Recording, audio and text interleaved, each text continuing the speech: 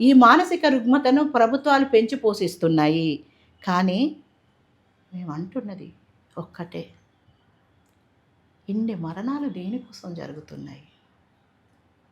ఒక తల్లి కథ మహాశ్వేతదేవి రాసిన దాన్ని మనం చదివితే, ఒక విద్యాధికురాలైన, ధనవంతురాలైన ఒక తల్లికి తన కొడుకు ఉద్యమంలో చనిపోతే, ఎందుకు చనిపోవాలో తెలుసుకోవాలనిపించింది. ఆ తెలుసుకునే క్రమంలో ఆ పోరాటం తెలిసింది. ఆ పోరాటం కోసం వాళ్ళు చేస్తున్న త్యాగాలు తెలిసినయి. ఆ పోరాట విలువ తెలిసింది. అట్లాగే అమరుల బంధుమిత్రుల సంఘంగా కూడా మేము ఈ 25 ఏళ్ల కాలంగా ఎందుకు జరుగుతుంది?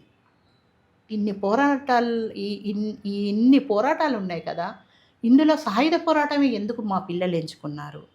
ఈ సాయుధ పోరాటంలో వాళ్ళు ఇంత శక్తివంతమైన ప్రభుత్వంతో, ఇంత కుట్రపూరితంగా యుద్ధం చేస్తున్న వాటితో, యుద్ధ నీతే లేని ప్రభుత్వాలతో వాళ్ళు కొనసాగగలరా?